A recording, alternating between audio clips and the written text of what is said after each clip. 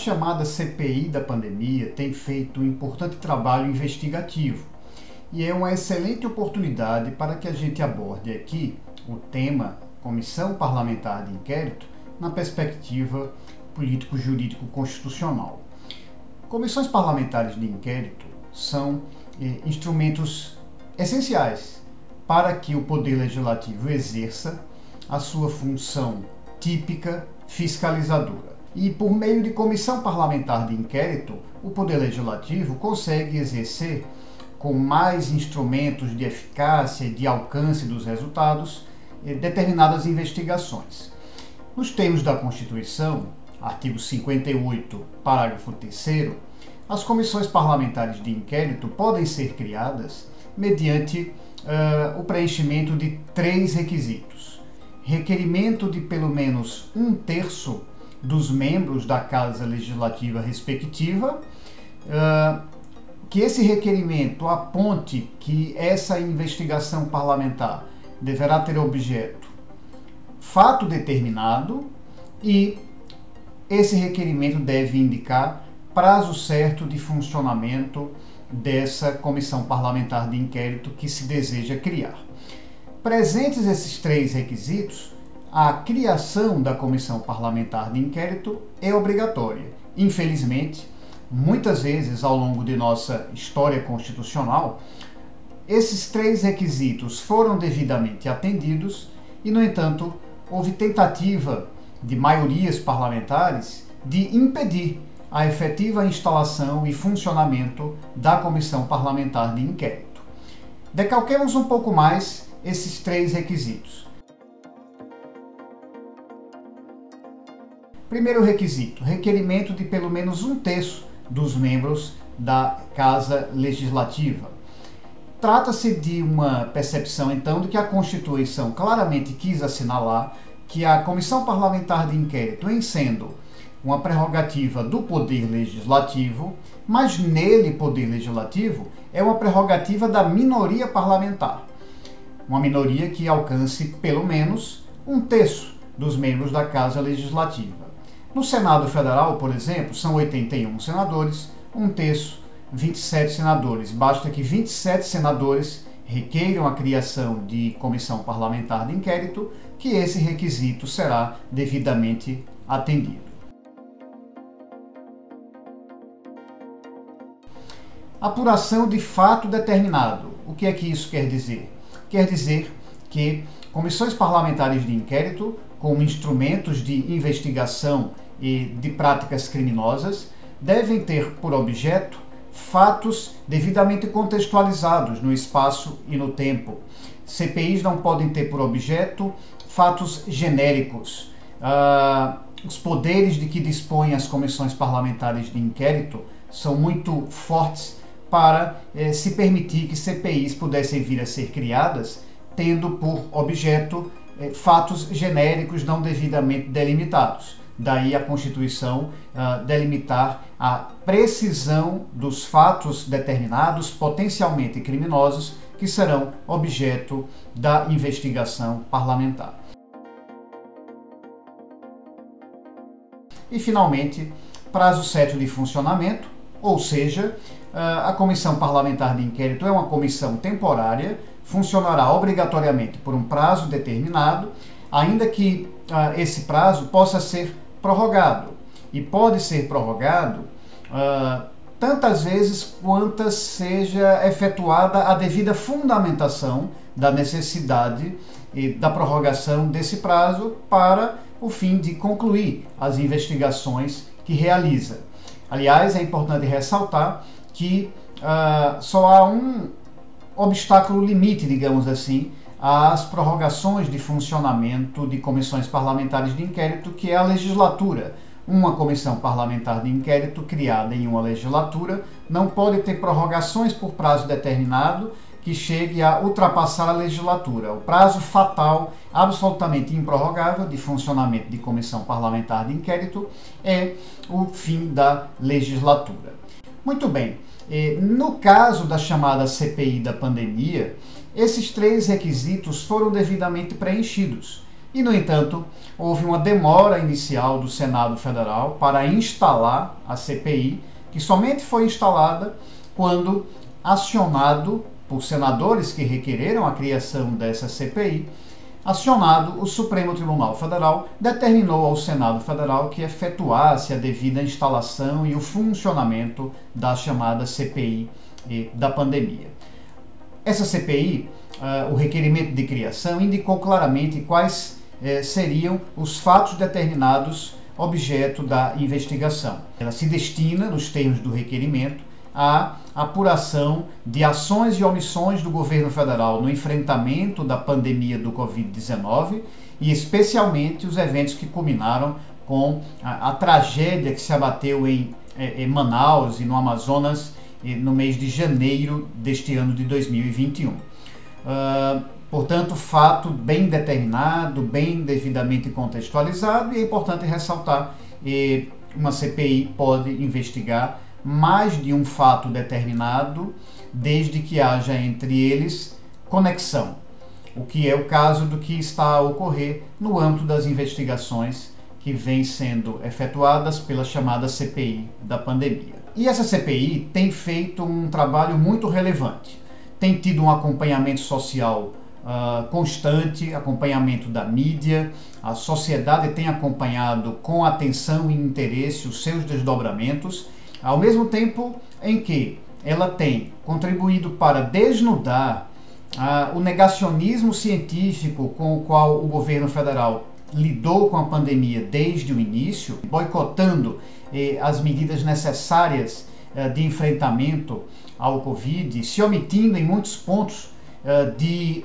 competência constitucional dela, União, no enfrentamento da pandemia. A CPI também, no contexto de suas investigações, tem conseguido revelar esquemas grandiosos de corrupção envolvendo aquisição de vacinas sem o devido procedimento legal e com superfaturamento nessa compra de vacinas, enfim, um grande escândalo, um grande esquema de corrupção envolvendo setores no âmbito do próprio Ministério da Saúde e relacionamento promíscuo com empresas privadas. Claro que, por hora, a CPI tem encontrado indícios dessas práticas criminosas e é para isso mesmo que uma CPI existe, para investigar esses fatos, encontrar as provas necessárias e, sendo o caso, encaminhar o seu relatório final, conclusivo, ao Ministério Público para a promoção das ações judiciais cabíveis, inclusive, se for o caso,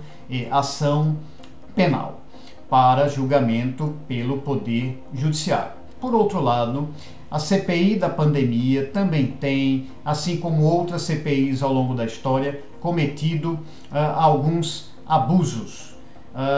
As CPIs são dotadas, nos termos da Constituição, de poderes instrutórios ou poderes probatórios próprios das autoridades judiciais.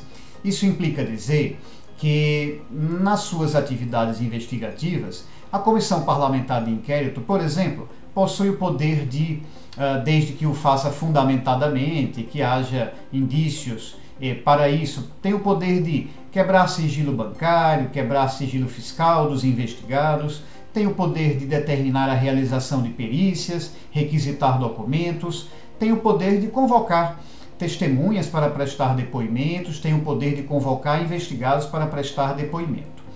Me apego aqui a um ponto específico em que tem havido abuso, inclusive por parte dessa CPI, que é o poder de convocar testemunhas, pessoas para prestar depoimento como testemunha. E esse é um poder probatório típico das autoridades judiciais, de que dispõem as CPIs, que podem então convocar pessoas para prestar depoimento como testemunha, que terão então o dever de comparecer e o dever de dizer a verdade, sob pena de praticar o crime de falso testemunho. Ocorre que algumas CPIs ao longo da história, e essa CPI também tem incorrido na prática abusiva, de convocar para depor como testemunha quem na verdade é investigado, quem na verdade está sendo investigado pelas práticas criminosas apuradas pela CPI. Há aí uma diferença brutal. Investigados, acusados, réus, em qualquer esfera, seja perante a autoridade policial, seja perante o Ministério Público, seja perante o Poder Judiciário, seja perante comissão parlamentar de inquérito, investigados, acusados, réus, têm o direito ao silêncio, porque têm o direito à não autoincriminação, essa que é uma garantia civilizatória da humanidade.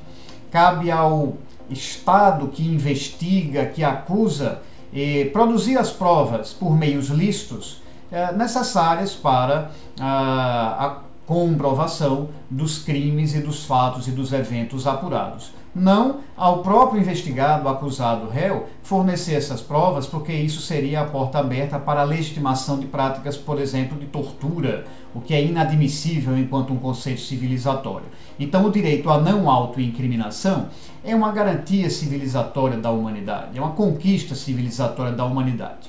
Quando uma CPI convoca para prestar depoimento como testemunha quem, na verdade, é investigado, ela está procurando adotar uma estratégia de desvio de finalidade para tentar forçar essa pessoa que, na verdade, é investigada a ser constrangida a ter de responder às perguntas e, eventualmente, produzir prova contra ela mesma, sob pena, inclusive, de caracterizar o falso testemunho e até mesmo uma ordem de prisão. É por isso que já é jurisprudência antiga do Supremo Tribunal Federal a concessão de liminares em habeas corpus, garantindo a essas pessoas que são convocadas para prestar depoimento como testemunha, quando são, na verdade, investigadas, garantindo o direito ao silêncio e garantindo que do seu silêncio não decorra nenhuma medida constrangedora da sua liberdade, o chamado salvo-conduto. E essa jurisprudência antiga já do Supremo Tribunal Federal tem se reafirmado nesse momento em que a chamada CPI da pandemia tem, infelizmente, praticado esse tipo de abuso, e há mesmo esse entendimento já reiterado do Supremo Tribunal Federal, absolutamente consolidado, de que qualquer pessoa pode, em qualquer condição que esteja depondo, no momento em que perceba que a eventual resposta a uma pergunta que lhe foi formulada possa produzir prova contra si mesmo, essa pessoa tem o direito fundamental ao silêncio.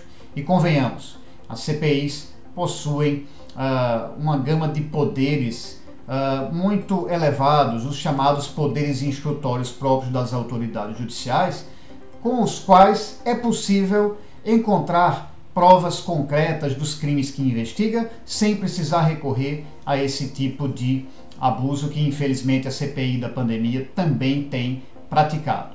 Outro abuso recorrente de outras CPIs, e essa CPI também tem praticado, é o de querer tolher o direito do investigado à devida assistência jurídica e de tolher, inclusive, a livre atuação do profissional da advocacia que acompanha o investigado para lhe fornecer orientação jurídica e para se contrapor a eventual abuso praticado no âmbito da Comissão Parlamentar de Inquérito. A assistência jurídica do profissional da advocacia é elemento essencial da ampla defesa que a Constituição assegura a todos. Portanto, é possível fazer um balanço crítico da CPI da pandemia, apontando que vem realizando um excelente trabalho investigativo, por mecanismos de obtenção lícita de provas, tem encontrado indícios fortes de práticas criminosas diversas na gestão da pandemia por parte do governo federal. E isso deverá desembocar num importante relatório a ser encaminhado ao Ministério Público para propor as devidas ações penais, e esse relatório servirá também, ou poderá servir de base também, para a apresentação de novos pedidos de impeachment e ainda outras providências correlatas, como já ocorreu em outros momentos importantes da nossa história. Trabalhos investigativos muito bem realizados por CPI serviram de base para ações diversas, ações penais, pedidos de impeachment, entre outras tantas iniciativas relevantes. Mas essa CPI, assim como outras em nossa história, também tem cometido alguns abusos de poder, e esses abusos devem ser denunciados, devem ser fiscalizados. É preciso que a gente acompanhe criticamente o trabalho da chamada CPI da pandemia. E espero que vocês tenham gostado do vídeo com um breve bate-papo sobre comissão parlamentar de inquérito, sobre esse tema, a propósito da chamada CPI da pandemia. Dê a sua opinião, participe e vamos construir um debate plural e participativo acerca do tema, de um tema que está na pauta do nosso cotidiano neste exato momento.